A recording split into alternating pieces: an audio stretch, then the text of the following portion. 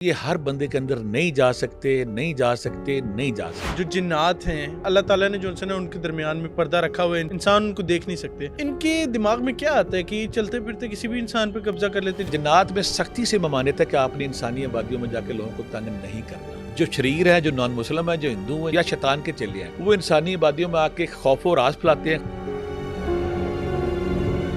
तो वो मेरे लिए कितना खतरनाक दिन था। सियालकोट गया तो वो लड़की अंदर बैठी थी, मैंने जब पढ़ाई स्टार्ट की ना, अब जो मैं पढ़ रहा हूँ वो लड़की आगे से पढ़ रही है। कहती तुम्हारी ऐसी कि तैसी, तुम होते कौन है, तुमने आके मुझे या इस लड़की को आकर तुमने चैलेंज किया। तो मैं सुनी गुस्सा किया, मैं तेरी ऐसी कि तैसी करोगे। लड़की के सारे कपड़े उतरे कपड़े उसके पखे के ऊपर लग गए। अचानक वो जो लड़की सोई हुई ना, उसके अंदर से एक लड़की खड़ी हो गई। हैरान होंगे, फूलों की बारिश और नोटों की बारिश हो गई। 4-5 हज़ार का मजमा, एक और लड़की थी, उसके अंदर एकदम ना बंदा आया तो उसने चीखे मारे, प्रोफेसर को सेकू मैं नहीं जाना, तेरी ऐसी तैसी, ये वैसा वैसा है। किनके मानते हैं हम? बाबा गुरु नानक के मानने वाले। मैं जाओ पहले बाबा गुरु नानक से पूछूंगा। कोई जानना चाहते कि मुझ पर जादू किसने की है, ये पता चलाया जा सकते हो। कुछ मेरे पास केस ऐसी हैं कि 4 नस्लों से जादू चल रहा है। माँ को जादू हुआ, उसकी बेटी को हो गया, उसकी बेटी को हो गया, उसकी बेटी को हो गया, करने वाला भी मर गया, कराने वाला भी मर गया। तुम जान ही नहीं छोड़ रहे। हमारी क्रिएशन इस बात पे हुई थी कि तुमने इसको बर्बाद करना है। कि अगर आपको ख्वाब में आता है ना कि फूफी, चाची, मामी या पड़ोसन या फलां बंदा आ रहा है, तो वो 90% झूठ होता है, फ्रॉड होता है। शैतान और जिन्नात क्या करते हैं, बार बार उस चेहरे को आपके ख्वाब में ला के बकायदा सीन दिखाते हैं। मिठाई आई है, खीर आई है, वो दिखाते हैं ताकि आप उनसे बदजन रहें, उनसे बदगुमान रहें।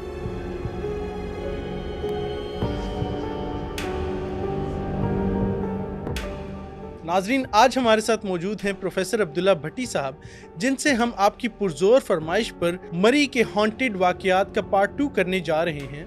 जिन्नात, चुड़ैल और जादू से कैसे अपनी जान को छुड़वाया जा सकता है। आप पर आपकी फुप्पो ने, खाला ने या किसी रिश्तेदार ने अगर जादू किया है तो आप उसको कैसे पता चला सकते हैं। इसके साथ साथ हिजबुल बहर, नादे अली और चहल काफ का अमल क्या है, ये सब कुछ जानने के लिए पॉडकास्ट को एंड तक जरूर देखें।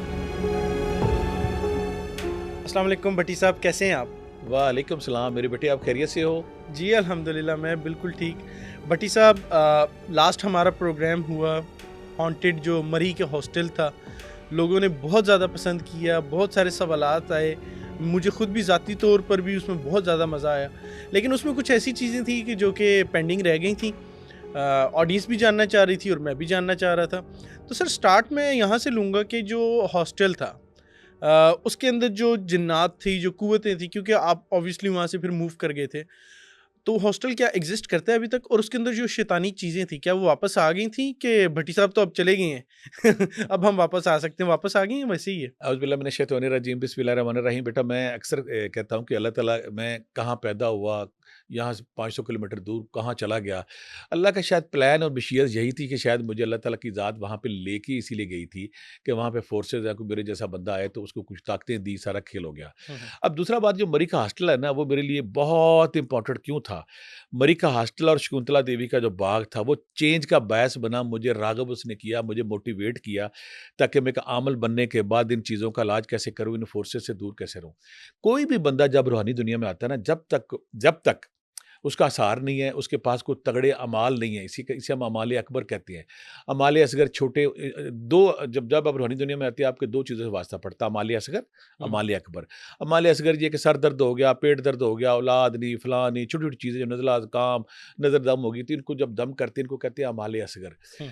और जब कोई दरवेश, जब कोई मुर्शिद अपने स्टूडेंट को देखता है कि उसने अमाल असगर कर लिए हैं, इसके अंदर अनवारात और तजल्लियात को सहने की अब ताकत आ गई है, फिर वो अपने स्टूडेंट को अमाल अकबर की तरफ लेके जाता है। अमाल अकबर क्या है? जो बड़े आज प्रोग्राम में हम अपने जानने वालों की तो अमाल अकबर बताएंगे, जिसमें नादिया अली है, जिसमें चेल काफ है, जिसमें हिजबुल बहर है और सार का अमल है। पीछे कुछ बहुत सारे लोगों ने सवाल किया था कि आपने अमाल अकबर का जिक्र तो किया, लेकिन उनकी तफसील नहीं बताई। आज हम अपने देखने, क्योंकि हमारे प्रोग्राम का मकसद होता है तरबियत कर सके, लोगों को गाइड कर सके, लोगों की हेल्प कर सके। आज हम वो अमाल अकबर भी बताएंगे और उनका तरीका भी बताएंगे। मरी के असल की जब बात हो रही, तो जो वो टाइम था ना, जब मैं एक लड़के स्टूडेंट को मैंने दम किया, दम करने के बाद चारों तरफ मेरी शोहरत फैल गई कि कामल बाबा आ गया। मैं कामल बाबा कोई नहीं था, मैं एक बिल्कुल अनाड़ी था, स्टूडेंट था, खाली था। तो उस दौरान एक दिन और वाकया ये हुआ कि जो प्रोफेसर साहब आए थे ना हमारी हॉस्टल में, वो आके जब रात को ठहरने के बाद बीबी अंदर आ गई। उसने कहा मेरे कपड़े कहाँ हैं? वो बेहोश होकर चले गए, वापस बंडी बौद्दीन चले गए वापस। हाँ जी। फिर वो उनके कोई मुर्शिद थे, मुर्शिद को लेकर आया, कहते जी मैंने इस हॉस्टल की सफाई करनी है। हुँ, हम सारे एक्साइटेड कि जब खौफ तो पहला हुआ था कि यहाँ हुँ। पे जब हॉस्टल में देवियाँ रहती हैं, जिन्न रहते हैं, भूत रहते हैं, चुड़ैलें रहती हैं, देव रहते हैं, हाँ फलां, जी। फलां, फलां। और शकुंतला देवी वहाँ पे अपना आँचल लहरा के फिर रही है, कभी पिंक आँचल है, कभी कौन-सा है, कभी वो गेरुए रंग के सूट पहनती है, कभी जैसी गेंडे के फूलों की बारिश हो रही है। हुँ, हुँ। एक पुरस्कारियों तो तारी थी और हम प्रोफेसर सारे 2 सारे परेशान थे। वो पीर साहब आ गए जनाब, मुझे अभी भी याद है उनका नाम, मैं नाम तो नहीं लूँगा। वो पीर साहब ने कहा जी, इन जिन्नों की ऐसी की तैसी। अच्छा। हम भी सारे शामिल जनाब, रात को हमने कहा जी जाएँ जी आप। और रात को जब पीर साहब और वो जो हमारा प्रोफ़ेसर था ठहरे हुए थे ना, हुँ, फिर वही बीबी कमरे में बगैर कुंडी लगी हुई हाज़िर उन्होंने कहा हाँ जी मेरे कपड़े कित्थे ने? वो पीर साहब ने थोड़ी गुस्ताखी की थी, तो ना कुछ बोलने की, कुछ बदतमीज़ी करने की कोशिश की। जो गलत अल्फ़ाज़ कह बल दिए। उसने कहा मैं आई तुम्हारे लिए, तेरी ऐसी की तैसी। उसने जब पढ़ाई करने की कोशिश की तो पीर साहब की तबीयत साफ़। पीर साहब जब यरक गए, डर गए तो पीर साहब और वो जो प्रोफ़ेसर साहब रात को ही भाग गए। अच्छा, रातों रात ही भाग गए। रातों रात भाग गए, तो वो ना उसकी दहशत जो थी ना वहाँ पे कि जन्नात यहाँ पे हॉस्टल है, ये मसला ख़राब है तो और ख़तरनाक बात होगी। इसी दौरान एक और काम हुआ वहाँ पे कि मुझे ना मैं सियालकोट से एक लड़की का मुझे फ़ोन आया। फ़ोन मुझे एक कोई फ़ैमिली थी, उन मेरे भाई का नंबर मुझे आया कि सियालकोट में एक फ़ैमिली हमारी जानने वाली है। तो वहाँ कोई लड़की कोई लड़की है, उसके अंदर कुछ जिन्नात आते हैं और वो जो जिन्नात है ना जब आते हैं तो वो चैलेंज करते हैं, तो बड़े-बड़े लोग आके ना भाग गए हैं। अभी मेरे अमाल पूरे नहीं हुए थे, ना मेरे अभी नादिया अली हुआ था, ना चेलकफ हुआ था, ना इज़बरबा हुआ था, ना कुछ भी नहीं हुआ था। लेकिन शोहरत सुकी फैल गई थी। तो मुझे अभी भी याद है कि वो मेरे लिए कितना खतरनाक दिन था, कितना खौफनाक दिन था कि मैं ना वो मैं जब सियालकोट गया, तो वो लड़की अंदर बैठी थी, मैंने जब पढ़ाई स्टार्ट की ना, अब जो मैं पढ़ रहा हूँ, वो लड़की आगे से पढ़ रही है। मैंने अगर एक पढ़ाई शुरू की, उसने शुरू कर दी, दूसरी कर दी, तीसरी कर दी, चौथी कर दी, कहती बस इतनी औकात है तुम्हारी। अच्छा, चैलेंज कर दिया उसने, चैलेंज कर दिया। इतनी औकात है तुम्हारी। फिर मैंने कहा कि तुम भई साबित करो पहले कि तुम्हारे पास कोई चीज़ हाज़िर है तुम्हारे पास। होता बेटा ये कि जब भी किसी जिस्म के अंदर कोई रूह आती है, तो हम पहले उसे कन्फर्म करते हैं कि ये रूह है कि नहीं। कुछ लोग ड्रामेबाज़ी भी कर रहे होते हैं। साइकोलॉजिकली बड़े केस हुँ, आते हैं, ड्रामे बड़े आते हैं, फ्रॉड बड़े आते हैं, बेशुमार लड़कियाँ तो ऐसी मेरी लाइफ में आ चुकी जो ना शादी के चक्कर में आके, हुँ, किसी यारी के चक्कर में, मैं कहा पहले साबित करो कि तुम्हारे पास कोई चीज़ है। हुँ। तो उसने मैं कर देती हूँ। उसने गुलाब के फूल मँगा लिए, सेब मँगा लिए, अमरूद फ्रूट मँगा लिए, 3-4 चीज़ें मँगवाई तो मुझे समझ आ गई कि इसके पास कोई चीज़ है। कहती तुम्हारी ऐसी की तैसी, तुम होते कौन हो, तुमने आके मुझे या इस लड़की को आके ना तुमने चैलेंज किया है। तुम्हारी इज़्ज़त इसी हाल में कि तुम यहाँ से चले जाओ। अच्छा, अगर तुम यहाँ से नहीं ना जाओगे, तो तुम्हारी जो मैं बेइज़्ज़ती यहाँ पे करूँगी ना तुम्हारे साथ जो मैं करूँगी तो तुम्हारी सीधा साफ हो जाए। उससे पहले जो मेरे से मैं एक और वाक़या मेरे पास आया था जब मैं डर गया था। जब मेरा काम स्टार्ट हुआ ना, मुझे एक बंदा मेरे पास आया, कहता है जी मेरी एक भतीजी, तो उसके ऊपर ना जिन्नात आते हैं और जिन्नात आके ना बाज़ का फिर मैं सियालकोट वाली की तरफ आऊँगा। वो जब आते हैं ना तो आके ना उसके साथ बड़ी बुरी करते हैं, जिन्होंने मेरे पे दहशत तारी कर दी, खौफ तारी कर दिया। मैं क्या वो कहते वो आते बड़े-बड़े जिन, बड़े-बड़े बाबे आके ना भाग चुके हैं। ये वो 2 केस थे जिनके मैं अभी ज़िक्र कर रहा हूँ, जिन्होंने मुझे फिर ना आमलीयत की तरफ या बड़े अमाल की तरफ जाने की भेजा। मैं जब उस घर में अभी भी जब गया ना, मुझे याद है पिंडी में घर था, तो जब मैं अंदर गया हूँ ना, तो लड़की के अंदर वो चीज़ हाज़िर होगी। हुँ। कौन हो तुम? क्यों आ गए हो? ये वो ऐसा-वैसा। मैं मसनूई गुस्सा किया, मैं तेरी ऐसी की तैसी। तेरी ऐसी की तैसी। अभी मैंने ये बात की, आप हसन यकीन नहीं करोगे, लड़की के सारे कपड़े उतरे कपड़े उसके पंखे के ऊपर लग गए। कपड़े उतर के पंखे पे लटक गए। माँ को इस बात का पता था। माँ कहती थी, बाद में उसने बताया कि जब भी कोई बंदा अमल आता है ना, ये उसको इतना ज़लील करता है कि ये जो चीज़ इसके अंदर है। अब लड़की माँ ने दौड़ के उस बच्ची के ऊपर चादर दी, चादर देने के बाद कहती तेरी ऐसी की तैसी, मैं तेरी औकात क्या है, तू कौन होता है करने वाला? मुझे समझ आ गई कि अब मेरे बस वो बाहर है, थोड़ा पारा काम है। मैंने आराम से मैं कहा छोड़ो परा, बहस ना करो, लड़ाई नहीं करते, झगड़ा नहीं करते, ऐसे नहीं करते, वैसे नहीं करते। मैं अच्छी सुलह बातचीत करके ना समझा-बुझा के वापस आ गया, लेकिन मेरे अंदर ना खौफ तारी हो गया कि ये चीज़ें बहुत खतरनाक हैं। ज़ाहिर-सी बात है। अब मैं सियालकोट की तरफ जब आता हूँ, सियालकोट बच्ची के अंदर गया ना, ब बच्ची तड़म बैठी हुई है। कहती तेरी ऐसी की तैसी, तू आ गया इधर, तू होता कौन है? तू जो पढ़ाई करेगा मैं करूँगी, अगर ये करेगा, ये करूँगा, ये करेंगे, ये करेगा। पढ़ाई और दूसरी बात मैं तुम्हें पता है क्यों छोड़ रही हूँ? उसने एक ऐसी अजीब बात की बेटा, मैं आज तक हैरान हूँ। तुम्हारे ताया जी होते थे, हुँ, हुँ। जिनका मैं उनके एक दोस्त थे हाफ़िज़ उमर साहब। हाफ़िज़ उमर साहब नेक आदमी थे, हम उनको किसी न कहीं मानते हैं, उनकी वजह से मैं तुम्हें छोड़ रही हूँ। मैं हाफ़िज़ उमर साहब को नाम नहीं जानता था, ये कौन है, क्या है, किधर से आए हैं? मैं कहा अगर तुम हाफ़िज़ उमर साहब की हया कर रही हो, मुझे बड़ी इज़्ज़त से ये लोग लेकर आए हैं, बड़ी बल्ले-बल्ले यहाँ पे की, तो फिर एक और काम करो कि मुझे बाइज़्ज़त रास्ता दो ताकि मैं वापस चला जाऊँ।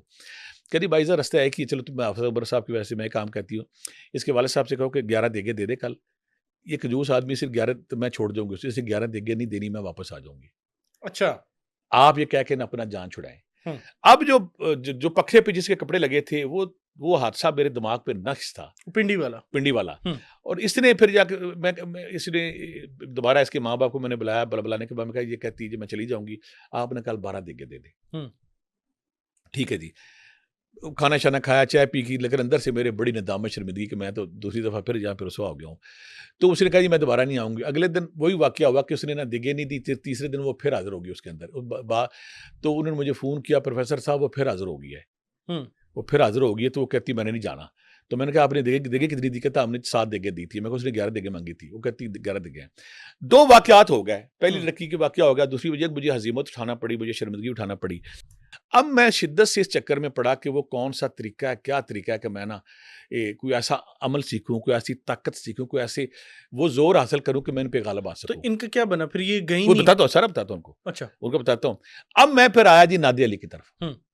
नादिया अली की तरफ आ गया, फिर आगे हम बताएँगे चेल काफ की तरफ जाएँगे, फिर आगे हम हिज़्बुल बहर की तरफ जाएँगे, तीनों ठीक को है, तफ़सील से हम बयान करेंगे। तफसील से कर लेंगे। उससे पहले मैंने असार का अमल किया, मुझे फिर दोस्तों ने बताया, फिर मेरे उस्ताद थे अल्लाह इत्ता साहब, बाबा यूसुफ साहब, नेक हस्तियाँ थी।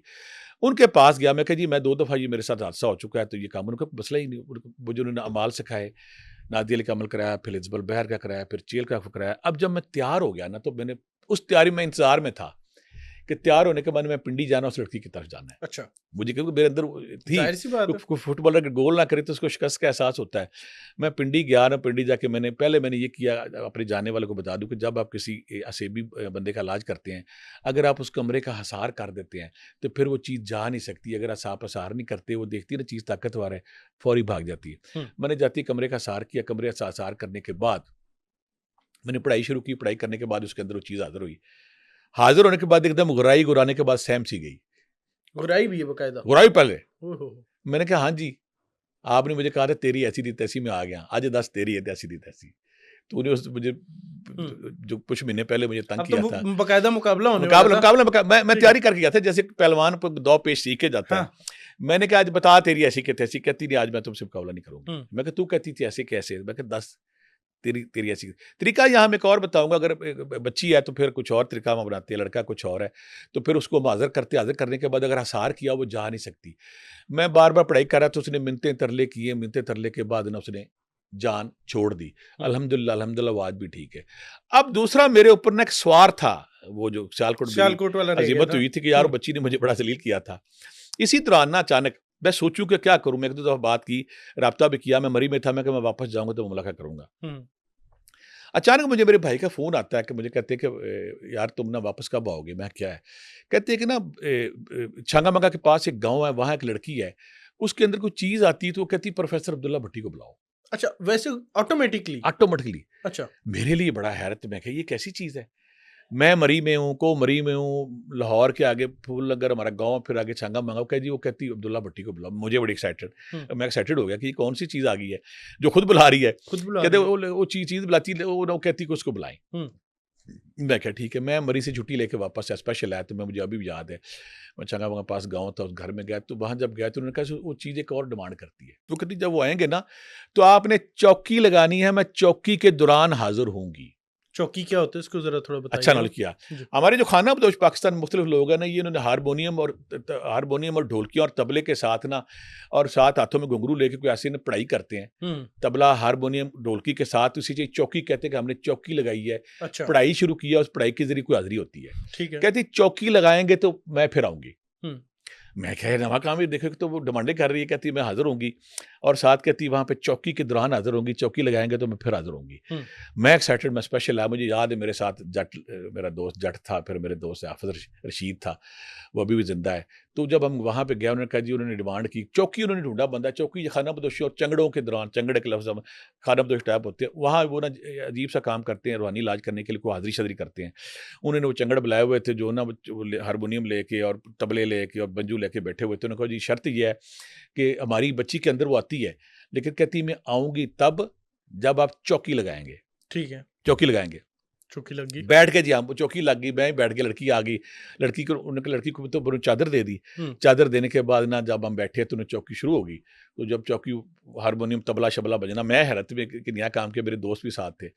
तो अचानक आप हैरान होंगे, ज़िंदा करैक्टर लोग जो मेरे साथ गए थे, कि हुँ। अचानक वो जो लड़की सोई हुई ना, उसके अंदर से एक लड़की खड़ी हो गई। एक लेटी हुई है, एक सामने कमरे में आ गई है, हम्म। और कमरे में आने के बाद चौकी के ऊपर उसने धमाल या रक्स या पता नहीं क्या करना शुरू कर दिया, बकायदा रक्स बकायदा। पे। ओह। अब यहाँ बहुत सारे लोग ऐसे कहेंगे कि ये नजर नहीं आता, जिनकी तीसरी आंख खुली होती है, या जब ये रूहानी ये आफ्टर वर्ल्ड के लोग जिन्नात हैं या मोकलात हैं, जो भी चीजें हैं, अगर किसी के सामने जाहिर आना चाहें तो फिर अपने तसर्रुफ से ये दिखा देते हैं, दिखा देती हूँ। पर्दे उठा देते हैं, तीसरी आंख उठाते हैं। अब हम हैरत में है कि जनाब ना एक तो सोई हुई है, और सेम वैसी लड़की जो है ना, एक ना वो धमाल टाइप ना कर रही है, वो पता नहीं वो अपना तारफ करा रही है, रक्स करा रही है। अब जब ये हो रहा है ना, मैं हैरत में था कि यहाँ पे कोई अस्टल वर्ल्ड के लोग आ गए। मैंने पहला काम ये किया कि मैंने कमरे का आसार किया। कमरे का आसार इसलिए कि जैसे मैंने कोई छेड़ा नहीं की, अगर कोई ये शरारत करके भाग जाएंगे। आसार करने के बाद अब जब वो रक्स कर रही है, एकदम गैब से आप हैरान होंगे, फूलों की बारिश और नोटों की बारिश शुरू होगी। अच्छा। नोट गिरने शुरू हो गए। क्या बात है, मैं क्या इस्तकबाल हो रहा है, क्या ये काम हो रहा है।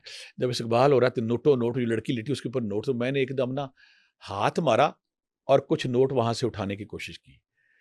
3-4 नोट मेरे हाथ में आ गए, बाकी नोट गायब, और जो लड़की रक्स कर रही थी वो भी उसके अंदर गायब हो गई। जब गायब होगी ना, इस दौरान फिर साथ ही वो लड़की जो लेटी हुई थी उठ के बैठ गई, कह दिया अस्सलाम वालेकुम प्रोफेसर साहब। मैं कहा जी वालेकुम सलाम। मैं कहा भी आपने इतनी डिमांड की थी कि प्रोफेसर साहब आएंगे, वो इलाज करेंगे, हम दम करेंगे, फिर होंगे, तब बताएं कि आपकी डिमांड क्या थी, आपने मुझे पहचाना नहीं। मैं क्या नहीं, मैंने आपको नहीं पहचाना। कहती याद करें, मैं आपसे मिल चुकी हूँ पहले। मैं क्या कहाँ पे मिल चुकी, मैं तो नहीं जानता आपको। कहती अब उसमें और अब जो आप हैं, इसमें ज़मीन आसमान का फ़र्क आ चुका है। उस वक्त मैं गालिब आप पे आई थी, और आज आप मेरे पे गालिब हैं, लेकिन मैं जान के आपको बुलाया, आज आप मुझे तंग नहीं करेंगे, मैंने आपको खुद बुलाया है। कहती मैं कौन हूं तुम? कहती मैं वही सियालकोट वाली लड़की, मेरा नाम फहमीदा है, मैं वही लड़की हूं मैं जो उधर आपके पास आई थी। उस दिन मैंने आपको जलील किया था, आपको सारा किया था। आप जब रूहानी तौर पे अल्लाह ने आपको इज्जत दी, मकाम दिया, तो और आप बार बार ना अपने मुर्शद से भी कहते थे, बार बार बात करते थे कि मुझे वो शिकस्त, वो जिम्मत नहीं भूली, तो आज वो मैं आई हूँ, आज मैं आपसे सुलह करने आई हूँ। अच्छा। मेरी आपसे कोई लड़ाई नहीं झगड़ा नहीं है। मैं क्या सुलह कैसे? हम्म। अच्छा, उस दौरान मैं एक और बात करता हूँ कि मैं उससे पहले जब वो लड़की लेटी हुई थी ना, अचानक पहले कि उसके गले में तवीज़ थे हाथों पे। जब वो हाज़िर हुई तो तवीज़ एकदम अब उठ के पता नहीं कहाँ चले गए।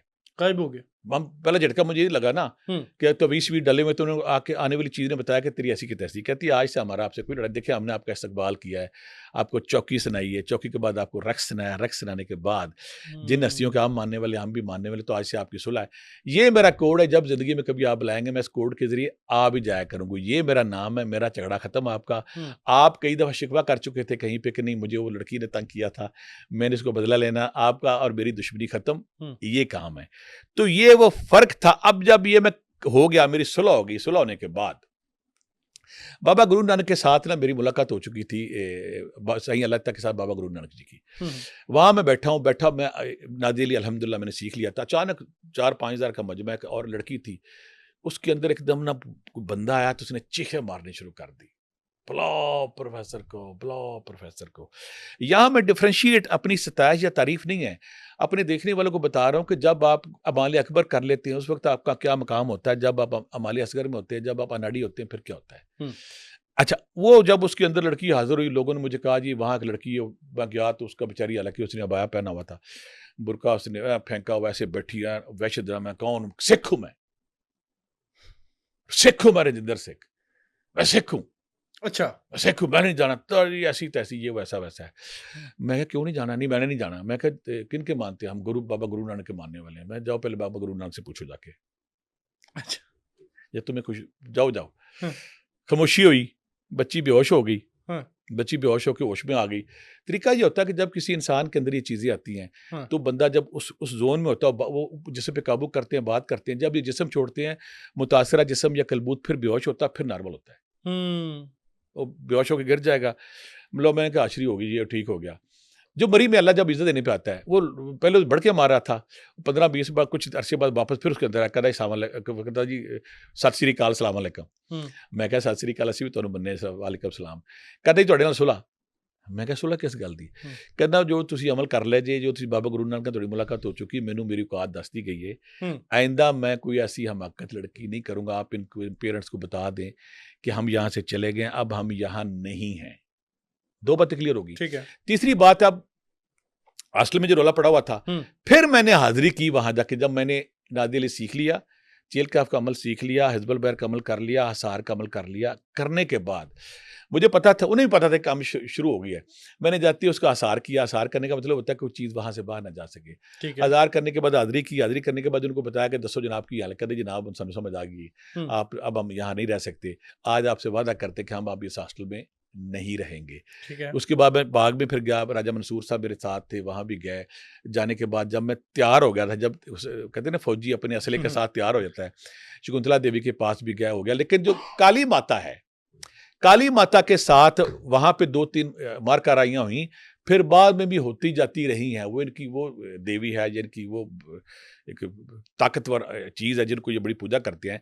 उसने फिर वादा किया कि आप मुझे ना छेड़े, मैं आपको नहीं छेड़ता। अच्छा, लेकिन सवाल हॉस्टल साफ़ हो गया, बाग भी साफ़ हो गया।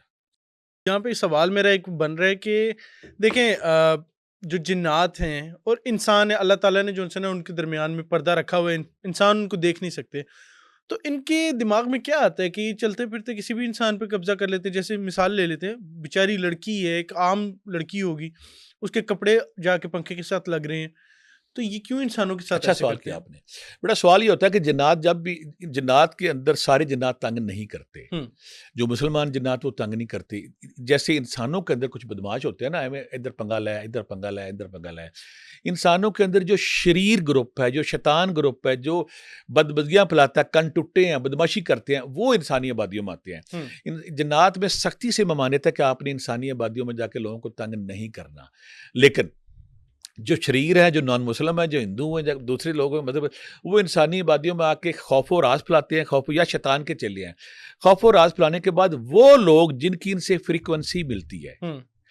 मैं आज आपको क्लियर बता दूं कि ये हर बंदे के अंदर नहीं जा सकते, नहीं जा सकते, नहीं जा सकते। बिल्कुल मैं ठीक है। बारहा पहले भी बता चुका कि आपने वो लास्ट लोग प्रोग्राम में भी बताया था। जिनके अंदर ना, जो आमल इनको मार रहा है, उससे तो क्यों नहीं जाते। हुँ। अब ये देखते हैं कि ये बंदा हमें आ गया पसंद, या कोई कहीं ये रहते हैं, हुँ। कहाँ बेअदबी हो गई है, मैं कहीं रहते कोई दरख्त काट दिया, या कहीं वाशरूम किसी ने वाशरूम कर दिया, या कहीं पे जाके कोई बदतज़ीबी कर दी है, कोई ऐसी चीज़ें की जिनको पसंद नहीं आई। हुँ। फिर ये अपना इजहार करने के लिए ना इंसानी आबादियों में आके इजहार करते हैं, कहीं खून के छिट्टे कराएंगे, कहीं पानी के छिट्टे कराएंगे, कहीं बदबू आएगी, कहीं चीज़ें चोरी करेंगे, ये चीज़ इधर रख दी, इधर चढ़ दी। खौफ व राज फैलाते हैं ताकि अपने गुस्से का इजहार करें। हुँ। इसी तरह लड़कियों के बाद जिसके साथ फ्रीक्वेंसी, मैं एक बात यहाँ तय कर दूं, जिसको खौफ नहीं आता उसके अंदर ये नहीं जा सकते। पीछे हमने प्रोग्राम में बताया था वो 4 कौन से सुराख हैं जिनके ज़रिए जो इंसानों के अंदर दाखिल होते हैं। अगर बिल्कुल। कोई बंदा बेखौफ है, तहारत में है, पाकी में है, उसका औरा तगड़ा है, अंदर नहीं जाते। ये देखते हैं ना, ये बच्ची खौफज़दा हो गई है, डर गई है, फिर ये शरारत के तौर पे अंदर भी जाते हैं, फिर छेड़खानी भी करते हैं, फिर आके ना अपनी नफ़रत का इज़हार करते हैं, और फिर ना कोशिश ये करते हैं कि ये इस्लाम से हट के नॉन मुस्लिम या शैतानी हरकतें करें ताकि ये दुनिया जहाँ से ये दुनिया में ख़राब हो, दूसरी दुनिया में ख़राब। ये सिराते मुस्तकीम से हटाने के लिए, अपने गुस्से का इज़हार करने के लिए अपनी अपीयरेंस देते हैं, और अपीयरेंस के बाद ये मुख्तलिफ तरीकों से तंग करते हैं। ये शरीफ जिन नहीं होते, ये बदकार शरीर और बुरे जिन होते हैं जो इंसानी आबादियों में आके शर फैलाते हैं। अच्छा सर, यहाँ पर एक चीज़ बड़ी कॉमन है, लोग करते हैं, बहुत सारे आमिल करते हैं। एक होता है हांडी का अमल कि एक जिन्नात आ गए, जिन किसी पे हाजिरी कर रहा है, तंग कर रहा है, जिस तरह की लड़की के साथ वाकयात हो रहे थे, तो वो जिन्नात को जलाया जाता है। जिन्नात को ये वाकई हांडी में जलाया जाता है? क्या क्या इसका इसमें अमल इसमें है? ये टाइये का अमल कहते हैं कि मुख्तलिफ अमल कहते हैं, काले जादू के अमल के थ्रू करते हैं, किसी पे जादू करते हैं। इसमें अगर कोई कामल दरवेश है, हुँ। कामल दरवेश, मतलब मैं इसमें चिराग का अमल करता हूँ। मेरे आस्थाने पे ऐसे लोग जब जो जो शरीर से शरीर जिन जो सारे वज़ाइफ ज़िक्र-अस्कार से अब तंग आ जाए, ना हो, आखिर में फिर मैं चिराग जलाता हूँ। कुछ हांडी लोग जलाते हैं, कुछ चिराग जलाते हैं। चिराग जलाने के उसके अंदर तेल रखते हैं, तेल के बाद बत्तियाँ बनाते हैं, बत्ती बखूर बनाते हैं, फिर जलाते हैं। उससे ये जल जाते हैं। मैं पहले इसको नहीं मानता था, लेकिन मेरे उस्ताद मिले मुझे, उन्होंने कहा कि देखो, अब तुम इस दुनिया में आ गए हो ना, हुँ। ऐसे शरीर जिन्नात जो किसी भी अमल से, किसी भी वजीफे से ना जाते हों, अगर आप उसके लिए हांडी का अमल करते हो, उसमें चीज़ें जलाते हैं और चिराग जलाते हैं, उसमें मुख्तलिफ सूरतें हैं, मसलन सूरह मोमिनून की आखिरी आते हैं, सूरह बकरा की आखिरी आते हैं, सूरह तारक की आते हैं, सूरह शम्स की आते हैं, सूरह यूनुस की आते हैं, 81, 84, 85 है, सूरह ताहा की आते हैं, 67 है, 68, 69 है। तो फिर ये जलाने का अमल होता है। मैं भी ये इकरार करता हूँ। मेरे को जानने वाले लोग कहते हैं अक्सर मैं चिराग का अमल देता हूँ, और हुँ। चिराग में जब जिन्नों को जलाता हूँ, फिर उसके बाद ये नहीं आते। फिर आप यहाँ एक और सवाल कर सकते हैं कि ये भी जिन आग है, तो ये चिराग भी आग है। हुँ। तो ये जल कैसे जाते हैं? कैसे ये जल इसी जाते तरह हैं? जैसे लोहे को लोहा काट देता है ना, छुरी बनी हो तो लोहे को काट हुँ, देती है। इस तरह ये और शदीद किस्म की एक आग होती है जिसको जब वो अमल जो अमल होता है, जब वो हुँ, चिराग को इस्तेमाल करता है, उससे जल जाते हैं, भाग जाते हैं, ये अक्सर भाग जाते हैं। अच्छा, जलते कम हैं, भाग जाते हैं। अक्सर भाग जाते हैं और भागने के बाद उन्हें पता होता है दोबारा जाएँगे फिर ये पंगा लेंगे। इस दौरान मैं फिर क्या करता हूँ, यहाँ एक और बेटा काम है। सवाल आपका ये बनता है कि ऐसे मरीज़ जब इलाज करवाते थे 10 दिन बाद फिर बीमार होते हैं, महीने बाद बिल्कुल। 10-10 साल हो गए हैं, वो ठीक क्यों नहीं हो रहे? यहाँ मैं देखने वालों की इस्लाह के लिए उनकी इन्फॉर्मेशन के बताऊँगा कि आपने इलाज करवाया, आपका औरा टूटा हुआ था तो आपने इलाज करवा लिया। अब होता क्या है, क्योंकि आपका सुराख बना हुआ है, आपकी फ्रीक्वेंसी ऑन है, आपका सिस्टम ऑन है, कोई और चीज़ अगर गुज़र रहा है, शैतान वो देखता है ये कमज़ोर है, उसके अंदर घुस जाएगा। हुँ, मेरे पास बेशक बाबा जी अब जिन फिर हाज़िर हो गए, जिन फिर हाज़िर हो गए ना, वो पहले वाले जिन नहीं होते। हुँ, ये शरीर जिन्नात जब इंसानी आबादियों में घूमते हैं तो देखते हैं ना कमज़ोर कौन-सा है। ये हुँ, ऐसे ही जब भेड़िया को देखते हैं ना कमज़ोर भेड़ है, उसको पकड़ लेता है। ये कमज़ोर जिनके अंदर फिर अंदर चल जाते हैं, फिर ऐसे जो मरीज़ हैं, मैं इन्हें फिर 2 महीने जो कराता हूँ या रकीबो या हफीज़ो का अमल है, सूरह तारिक का अमल है या फिर मैं सूरह शम्स का पानी है, सूरह मोमिनून की आती हैं। जब कोई बंदा ज़िक्र-अज़कार 2 महीने कर लेता है, उसका औरा मज़बूत हो जाता है, हुँ, फिर वो इनसे महफूज़ है। अगर कोई बाबा कहना मैं जिन कढ़ देते नहीं तो ठीक हो गया, ये नहीं होता, नहीं होता, नहीं होता। हुँ। ऐसे मरीज़ अगर 2-3 महीने तहारत में रहें, नमाज़ रोज़े का एहतमाम करें, तस्बीहात ज़िक्र-अज़कार करें, फिर वो महफूज़ होते हैं। अच्छा सर, यहाँ पर रियल टाइम एक वाक़या मैं शेयर करना चाहूँगा। हमारी ऑडियंस में से एक बंदे ने मुझे अप्रोच किया और अप्रोच करके उसने मुझे एक सवाल कहा था जो कि मैं आपसे पूछना चाहता हूँ कि क्या अमल हो सकता है कि इस तरह से एक बंदे ने, जिस तरह आपने भी बताया कि हो जाता है, लोग इलाज भी करवाते हैं, उसके बावजूद आ जाते हैं। तो उस बंदे ने अपना इलाज करवाया किसी आमिल बाबा से, पैसे भी पे किए, करीबन कोई 50,000 रुपया पे किया उन्होंने, और उनके कुछ मामलात थे, चीज़ें गायब हो रही थीं और बेशुमार वो सारी चीज़ें थी। अब उनके साथ ये वाक़या है कि उनके जिस्म के ऊपर बाकायदा नाख़ून के निशानात हैं, उनके मामलात फ़ाइनेंशियली तौर पे बहुत ज़्यादा वीक हो गए हुए हैं, घरेलू मामलात बहुत ज़्यादा हैं, शादी में रुकावट है, रिश्तों में रुकावट है और मतलब बाकी सारे मामलात, और ये जिस्म पे बाकायदा नाख़ूनों के निशान आना। तो इसके लिए वो क्या अमल कर सकते हैं? क्या अपनी हिफ़ाज़त कर सकते हैं, अपनी फ़ैमिली की हिफ़ाज़त कर सकते हैं? तो इसका जवाब दीजिएगा। बेटा जब भी ये शैतानी कुफ़्त इंसानी आबादियों में आती है ना, तो इंसानी आबादियों में आने के बाद ये अपनी अपीयरेंस अपना इज़हार करते हैं। हुँ, इज़हार क्या करते हैं, जैसे बच्चियाँ उनके जिस्म पे नील पड़ती हैं और इंसान के जिस्म पे ख़राशें पड़ती हैं। कुछ लोगों के जिस्म ज़ख्म लगा देती हैं, कुछ लोगों को निशान बड़े-बड़े पड़ डालती हैं और उनसे खून से रिसना शुरू हो जाता है।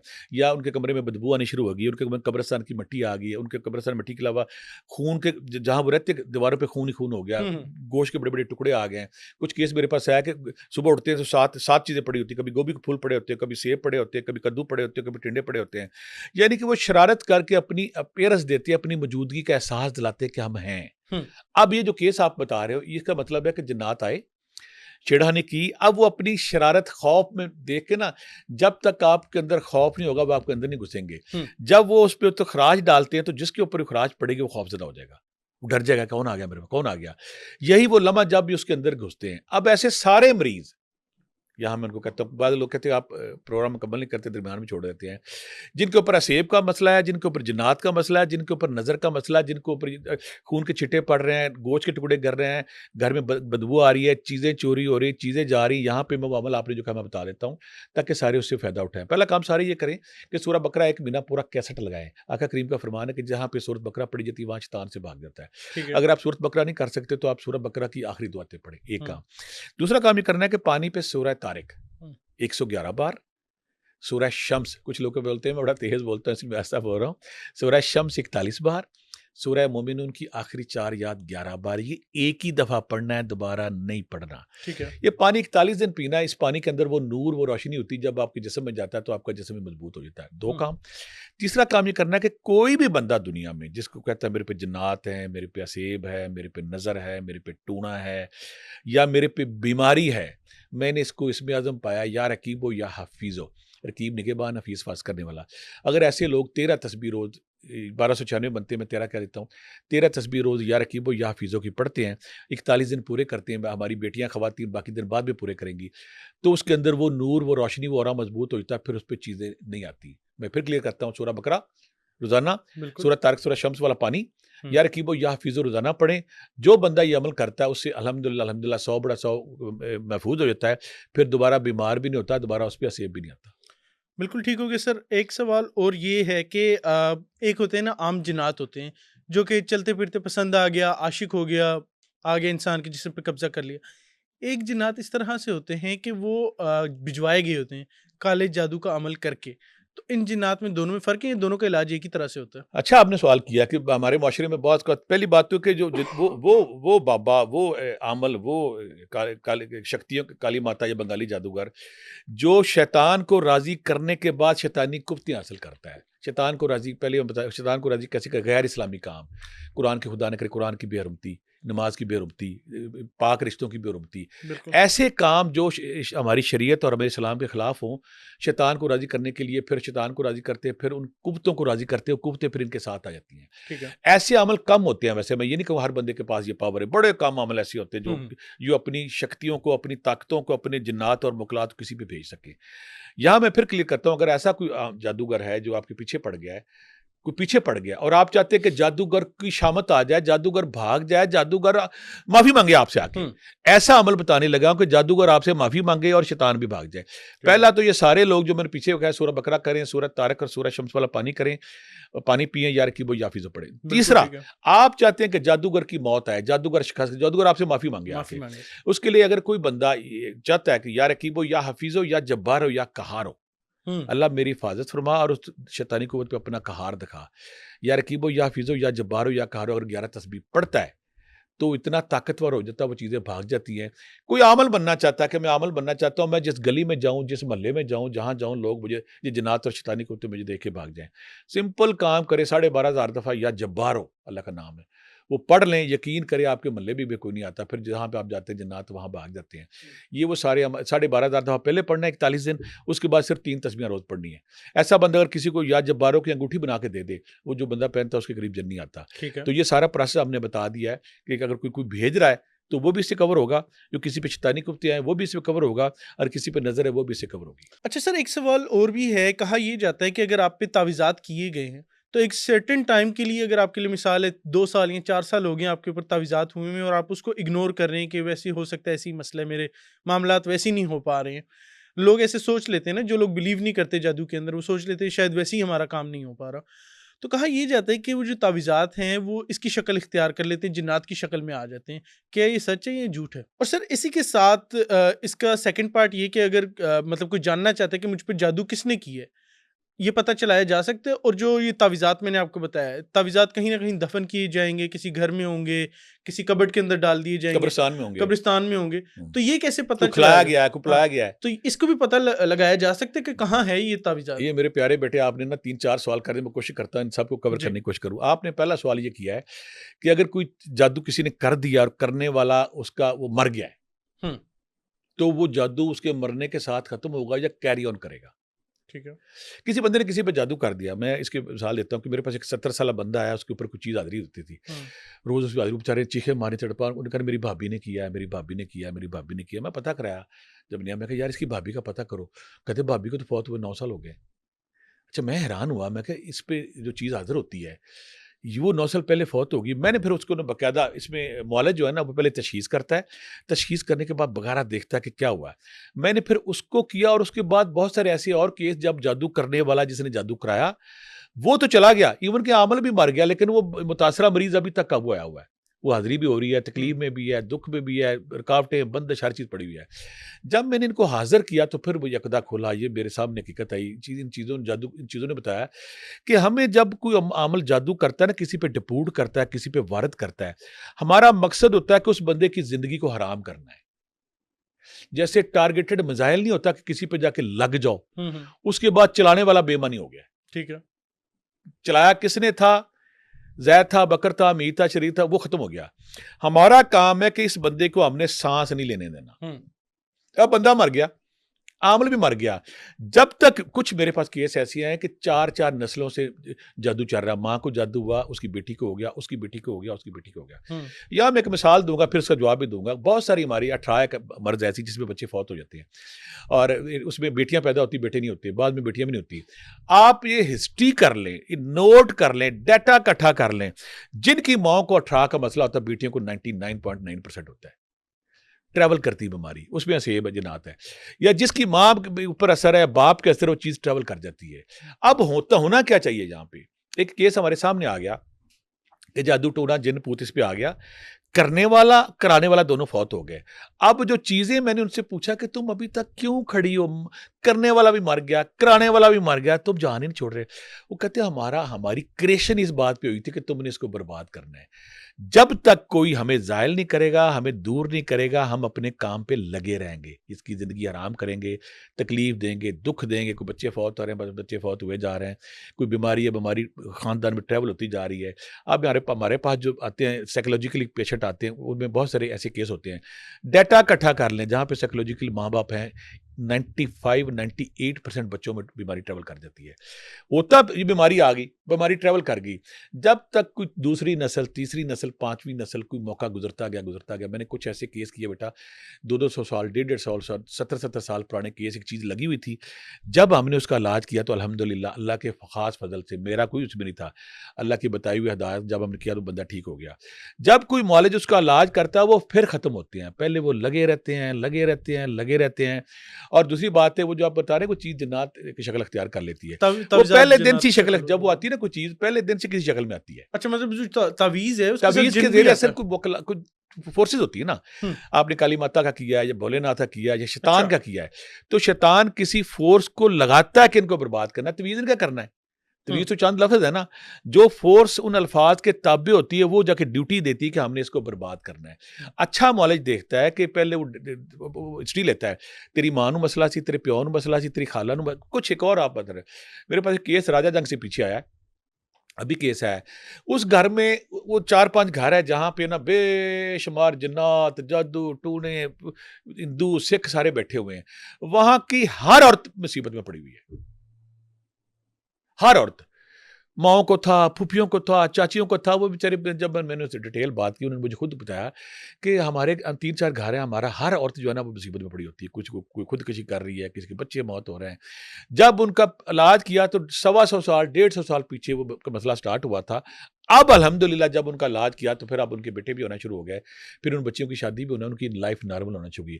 ये शैतानी कुफ्तों का कहना आसान है बेटा कि ये बड़े आसानी से जाती हैं। हुँ। प्रॉपर डायग्नोज के बाद फिर देखना ये कहाँ से आई हैं, फिर है। और दूसरी बात है, जब तक कोई कामिल उस्ताद इनको हाथ नहीं लगाता, ये सदियों दर सदियों एक नस्ल से दूसरी नस्ल ट्रैवल करती रहती तो है। ये पता चलाया जा सकता है कि करवाया किसने, जो सवाल का दूसरा हिस्सा था, हाँ, बड़ा अच्छा सवाल और किया। मतलब हमारे किसने देखने करवाया? वालों के लिए, हाँ। हमारे देखने के लिए बहुत बड़ा ये सवाल है। सवाल ये है कि हमारे दफ्तर में या हमारे अच्छा घर सर, में। एक आपकी माजरत के साथ बात काट रहा हूँ। हमारे यहाँ ना एक चीज़ बड़ी वो ये है कि लोग कह देते हैं कि जी तुम्हारी फूफो ने करवा दी है, तुम्हारी खाला ने करवा दी है। तो मतलब ये वाली चीज़ कि रिश्तेदारों में भी वो एक दरार पड़ जाती है। क्या वाकई पता चलाया जा सकता है, या सिर्फ ये लोग ये आपने बातें अच्छा करते हैं? सवाल किया, मैं इसका मुझे जवाब देना जी, पसंद करूंगा। जी। हमारे यहाँ ये होता है कि फुफ्फी, चाची, मामी करेक्टर बनी हुई है, वो आई जा रही है, और हुँ। ख्वाब में भी वो आ रही है। ख्वाब में भी आ रही है। आप लोगों की अवेयरनेस के लिए मैं बताऊं कि 90% वो जादू नहीं कर रही होती, वो हो क्या रहा होता है, ये भी तो बता दो ना। शक्ल दिखाई जा रही होती है। जिन्नात क्या करते हैं, हुँ। जो आपके ज़हन में करेक्टर है उसी को बार बार रिपीट करते हैं। हुँ। अब क्या फायदा उनका, लड़ाई झगड़े, दूरियां, फसाद। वसवसा अब मैं डालते उसकी हैं। मिसाल पहले भी हुँ। कह दूं, मेरे पास फूफी भी आती है, मेरे पास भतीजी भी आती है, हुँ। मेरे पास मामी भी आती है, मेरे पास भांजी भी आती है। मामी किसी के पास गई ही नहीं आज तक, ख्वाब में आ रहा है वो जादू कर रही, जादू कर रही, जादू कर रही, जादू कर रही। मैं बड़े लोगों को क्लियर किया यहाँ पे कि शैतान और जिन्नात क्या करते हैं, बार बार उस चेहरे को आपके ख्वाब में ला के बकायदा सीन दिखाते हैं। मिठाई आई है, खीर आई है, शरबत आया है, फलाना खाना आया है, फलाने कपड़े आए हैं, फलां चीज़ आई है, वो दिखाते हैं ताकि आप उनसे बदजन रहें, उनसे बदगुमान रहें, ताकि लड़ाई झगड़ों का सिलसिला इसी तरह जारी और सारी रहे। ये क्लियर है कि अगर आपको ख्वाब में आता है ना कि फूफी, चाची, मामी या पड़ोसन या फलां बंदा आ रहा है, तो वो 90% झूठ होता है, फ्रॉड होता है, उस पर बिलीव नहीं करना। अगला सवाल जो हमारे देखने वालों के लिए बड़ा अहम खास है कि जादू करने वाला आपके घर में है, हुँ। जादू करने वाला आपके दफ्तर में है, जादू करने वाला आपके गाँव में या मोहल्ले में, वो कौन है और कहाँ, एक। और दूसरा, जादू करने वाली चीज़ खिलाई गई है, पिलाई गई है, पहनाई गई है, कपड़े कैसे की गई है, तस्वीर पे किया है, नाम पे किया है, क्या किया, पाँव की बट्टी उठाई है। सारे सवाल है, 2 अमल मैं यहाँ पे बताऊंगा। जो बंदा जानना चाहता है कि मेरे ऊपर जादू किसने किया है या मेरे ऊपर फोर्स किसने की है, 2 काम कर ले, आसानी से उसको समझ आ जाएगी। फिर इलाज तो हमने बता दिया है। बिल्कुल। पहला काम है, या लतीफ़ो या अलीमो या खबीरो। या लतीफ़ो या अलीमो या खबीरो, या ये लतीफ़ो। 3 तस्बीहां 3 दिन पढ़ के सो जाए, उसको ख्वाब में दिखा दिया जाता है वो बंदा। यहाँ पे झूठा बंदा नहीं आएगा, शैतानी बंदा नहीं आएगा, बिल्कुल ठीक है। अल्लाह की कलाम है। या फिर सूरह बकरा की आयत नंबर 32 है, सुब्हानक ला इल्मा लना इल्ला मा अल्लमतना इन्नका अंतल अलीमुल हकीम। हर चीज़ अल्लाह के पास वही जानता है। अगर कोई बंदा उसको 11 बार या एक तस्बीह पढ़ के सोता है, दोनों जो आपको पसंद आता अमल कर लें, आपको ख्वाब में वो चेहरा, हुँ। वो बंदा, वो घर, वो कब्रिस्तान, वो मिठाई, वो शरबत दिखा दिया जाता है।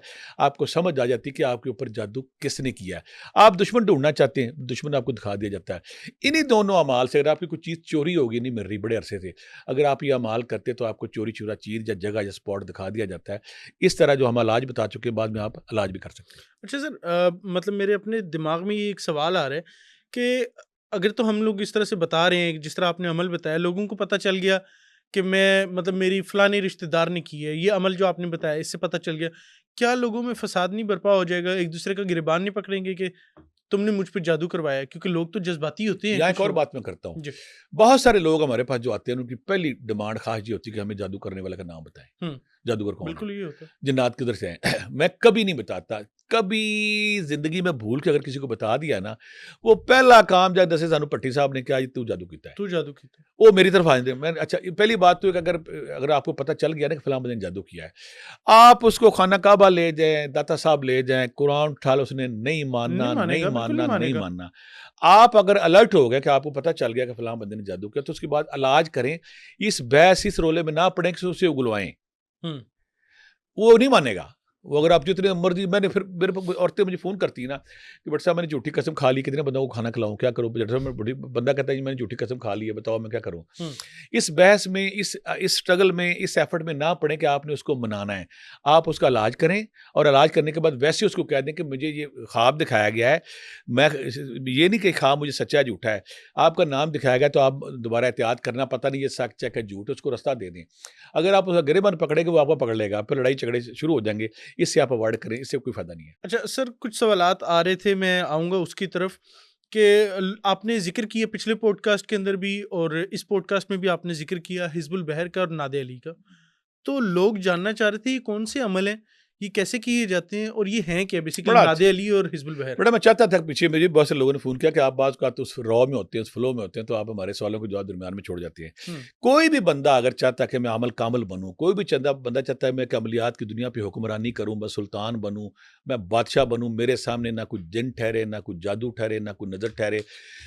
मैं अमल कामिल हूँ, मुझे किसी जिन के सामने, किसी मुवक्किल के सामने, किसी देवी के सामने, किसी द्यों के सामने मुझे कभी शिकस्त ना हो। अगर आप चाहते हैं कि आप एक अमल कामिल बने, अमलियात की दुनिया पे हकीकी सुल्तान बने, हुक्मरानी करे, तो यहाँ पे मैं 4 अमल बताऊँगा।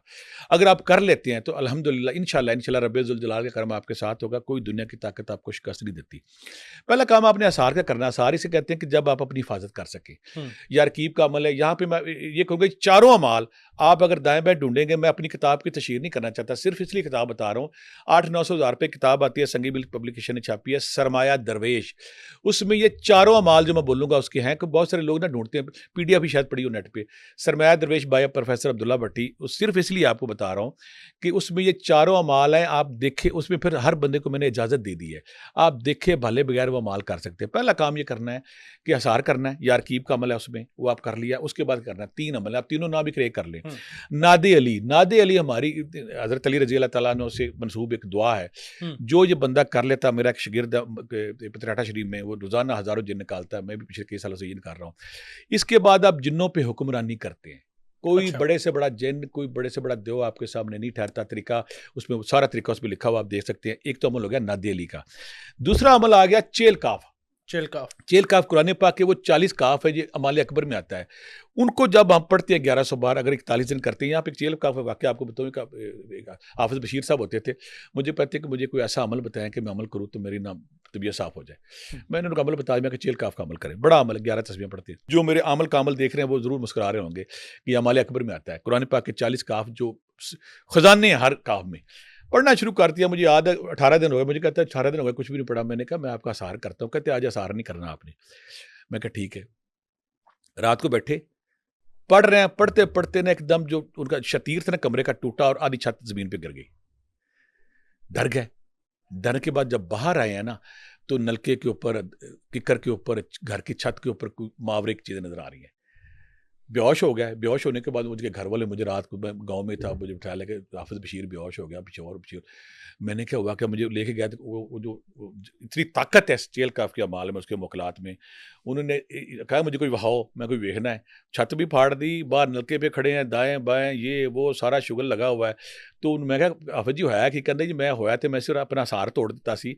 मेरी तौबा आइंदा सार ही रखना, मैं ये नज़ारे बर्दाश्त नहीं कर सकता, मैंने सिर्फ अमल बनना है। वो भी तरीका सारा 11 तस्बीह पढ़ते हैं, सारा उस सरमाया दरवेश किताब में मौजूद है। उसका क्या तरीका है? नादिल सिर्फ हम जिन्नात पे काम करते हैं, ये एक जादू है, नज़र है, दूसरी चीज़ें हैं, उस पे भी उतना ही मौसर है। हुँ। अब हमने जिन्नात जादू तो कवर कर लिया, बाज़ का दुनिया में कुछ मसाइल, कुछ मुश्किलें आती हैं, परेशानियाँ आती हैं, कोई मुसीबत आन पड़ती है, तो वहाँ पे फिर एक और वज़ीफ़ा है, जो इमाम शाज़िली रहमतुल्लाह अलैह के हवाले से मनसूब है, मैं उसको यहाँ पे उसे हिज़्बुल बार कहते हैं। ठीक है। सिर्फ 3 दिन का वज़ीफ़ा है। हुँ। इतना बड़ा अमल है, उसका बैकग्राउंड ये कि इमाम शाज़िली रहमतुल्लाह अलैह, जिनके नाम से मनसूब है, हमारी जो पिछली गवर्नमेंट है, उन्होंने पाकिस्तान में जितने भी रूहानी सेंटर खोले थे, वहाँ पे शाज़िली सेंटर के नाम से उन्होंने खोले थे, वो है। ठीक इमाम है। अबुल हसन शाज़िली रहमतुल्लाह अलैह कहते हैं कि मैं हज करना था, हज का टाइम था। सारे हज निकल गए, तो मैं अपने चंद दोस्तों के साथ हज के सफ़र पे हुँ। निकला, तो मुझे कुछ जहाज़ नहीं मिला। एक क्रिश्चियन था, उसका जहाज़ था, मैंने उसे कहा, जहाज़ भी बैरी बेड़ा, कि मुझे आप ना सफ़र पे ले जाएँ। उसने कहा कि मेरा जहाज़ कमज़ोर है, मैं सफ़र पे नहीं जा रहा। उन्होंने कहा नहीं तुम चलो, अल्लाह करम करेगा।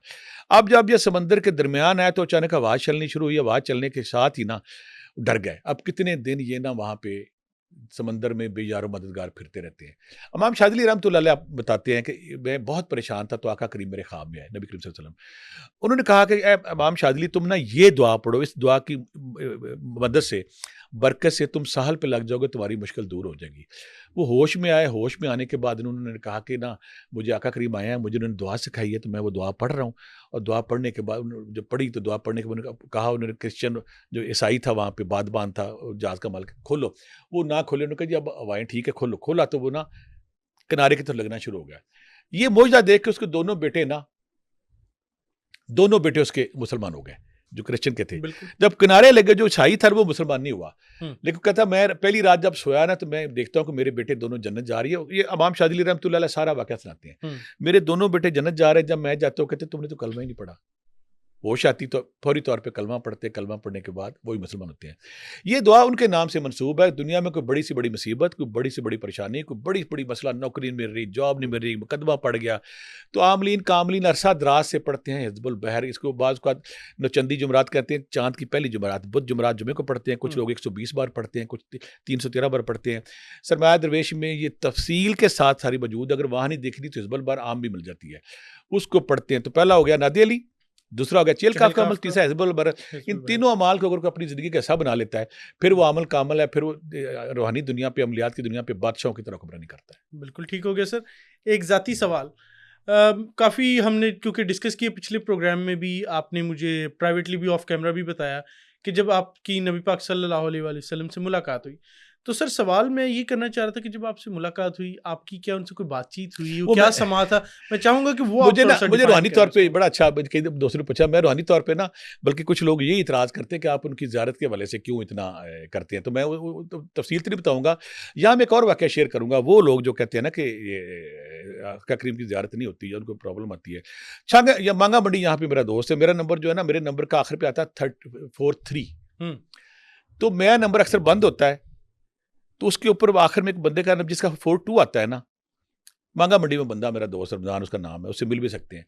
उसको ना जब मेरा फ़ोन बंद होना करना, उसको कॉलों पे कॉल, कॉलों पे कॉल, कॉलों पे कॉल ठोकनी। उसने मुझे एक दिन मुझे फ़ोन किया कि आप कौन हैं? आपकी इतनी कॉलें दुनिया से आती है, तो वो मुझे कहते अब्दुल्ला भट्टी साहब बात कर रहे हैं। मेरा लास्ट पे 43 है, उसका लास्ट 42 है। 42 है। ज़िंदा बंदा है, हुँ। उससे मिल के तस्दीक करें।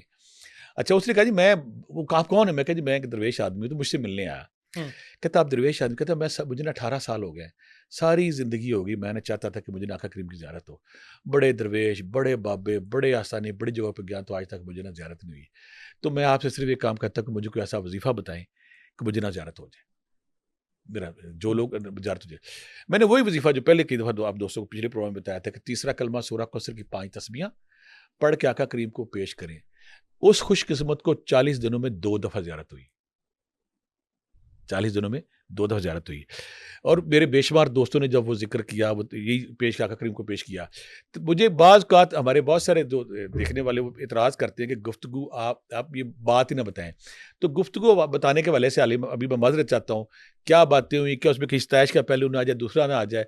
लेकिन अल्हम्दुलिल्लाह जैसे मेरा नंबर है, इसका मेरे बेशुमार दोस्तों को, मेरी बेशुमार बेटियों को, जब वो ये तीसरा कलमा और सूरह कौसर 5 तस्बीहां पढ़ के आका करीम को पेश करते हैं, बेशुमार लोगों को ये सादत अज़ीम नसीब हो चुकी है। बेशक। और अल्लाह ताला का करम है कि आका करीम का करम है कि इस गुनाहगार स्याहकार को बताए हुए वजीफ़े पे वो करम करते हैं, और मैं खाक दर खाक मैं शुक्रिया अदा कर सकता हूँ उनका। बिल्कुल ठीक हो गया। सर, आगे बढ़ते हैं। कुछ लोग अंगूठियाँ पहनते हैं अपने हाथ में और उस अंगूठी के ऊपर अल्लाह का नाम लिखवा लेते हैं। तो क्या ये सही अमल है, ये करना चाहिए? क्योंकि इसके अंदर ना मतलब ज़ाती तौर पे मैं समझता हूँ कि हाथ में अंगूठी हो, अल्लाह का नाम लिखा हो और आप वॉशरूम में भी जा रहे हैं तो अगर ऐसी अंगूठी मैं खुद अच्छा आपने सवाल किया है। जी, पहली बात, अगर ऐसी कोई मुतबरक अंगूठी अगर आप पहनते तो आपको उसका पाक की तहरत का ख्याल करना चाहिए। ठीक है। दूसरी बात, अगर जन्नात के हवाले से हम पहनते हैं, अगर कोई अमल बन गया है, या जब्बारों का अमल जैसे हमने बताया है, अगर वो किसी को अंगूठी पे या जब्बारो लिख देता है, हुँ, और या जब्बारो लिखने के बाद 101 बार या जब्बारो पढ़ देता है, हुँ, तो वो फिर कोई नेगेटिव फोर्स उसके करीब नहीं आती। या कुछ जैसे मैं यारकीब का अमल सबको कराता हूँ, निगहबान निगरान, अगर किसी ने इसका चिल्ला कर लिया, वजीफा कर लिया है, तो वो अगर बंदा किसी को चांदी की अंगूठी पे अल रकीब लिखवा देता है या यारकीब लिख देता है, और अगर ऐसा बंदा अगर वो अंगूठी पहनता है और उसका तकद्दस का ख्याल करता है, पाकी का ख्याल करता है, तो फिर शैतानी कुफ्ती उससे दूर रहती है, फिर वो अल्लाह की हिफाज़त में रहता है।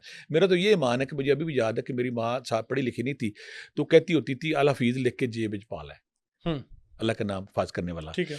या यही मेरी जो ज़ौजा है, मेरे बच्चों की माँ, वो उस रस्म को पढ़ती को ना, अल हफ़ीज़ लिख के बच्चे के जेब में या बच्चे के बस्ते में रखने के बाद एक साइकोलॉजिकली कंफर्टेबल बंदा होता है कि मैंने अल्लाह के ज़िम्मे डाल दिया है। ठीक है। तो ऐसे नाम अगर लिख के उनकी तहारत और पाकी का ख्याल किया जाए, तो उससे बरकत आती है और बंदा अल्लाह की हिफ़ाज़त में रहता है। बिल्कुल ठीक हो गया सर। एक और चीज़ ये है कि अंगूठियों के साथ ही मंसूबे के देखें, जैसे आप ये तहारत का और पाकी का ख़्याल रखने का कह रहे हैं, लोग वॉशरूम जाते हुए उतार के अंगूठी रख जाते हैं, टेबल पे रख के चले गए और फिर उसके बाद वज़ू करने चले गए, जो भी है। तो उसके बाद जब वो आते हैं तो अंगूठी गायब होती है। तो सर ये क्या सीन है? इसमें कई बातें, पहले तो हम इंसानों की करेंगे, ठीक है। पहले तो हम हाँ, इंसानों को लोग चोरी कर लेते हैं लेकिन बेडरूम में अगर बट तो करते, लेकिन अगर अगर इंसान नहीं है तो फिर मैं उसी जगह पे जाऊँगा। शैतान क्या करते हैं, हमें खौफज़दा करने के लिए, डराने के लिए हमारी चीज़ों को दाएँ-बाएँ करते हैं, वो चीज़ वहीं वहीं पड़ी होती है, ठीक है। थोड़ी देर बाद। तो मैं कहूँगा हॉस्टल वाले का मेंबर को बाज़ को शरारत करता होगा, या ज़्यादातर इंसान ही करते होंगे, कोई छेड़खानी कर दी, उठा लीजिए, वैसी चीज़ को। हमारा इतना गंदा बेटा सिस्टम है कि चोरी की चीज़ तो हमें कुछ भी मिले तो हम हाँ, उठाने उठा को हम लेते हैं। कहते हैं जैसी चीज़ क्या है। दोनों इंसान इसमें इन्वॉल्व हो सकते हैं, इंसान भी हो सकते हैं और हॉस्टल वर्ल्ड के मेंबर भी इसमें शामिल हो सकते हैं। तो ये कभी होता भी है कि कभी भी आप नहीं मिलती, हिफ़ाज़त सारी करें, ज़िंदगी नहीं मिलती। आप हिफ़ाज़त करें, बिल्कुल आप अच्छा, हिफ़ाज़त करें, ठीक और है। हिफ़ाज़त करें कि उस ताकि ना वो चीज़ें महफूज़ रहें और कोई चीज़ उसे उठा ना सके। ठीक हो गया। भट्टी साहब, बहुत ज़बरदस्त प्रोग्राम था, बहुत मज़ा आया, बहुत कुछ सीखने को मिला। आई होप कि देखने वालों के सवालात को हमने एड्रेस किया। अगर आपके और कोई सवालात हैं, आप कमेंट सेक्शन में हमसे पूछ सकते हैं। मैं नेक्स्ट प्रोग्राम में अब्दुल्ला भट्टी साहब से ज़रूर पूछूंगा। तो हम उम्मीद करते हैं आपको आज की एपिसोड पसंद आई होगी। अपने मेज़बान हसन ज़ेब को दीजिए इजाज़त। अल्लाह हाफ़िज़।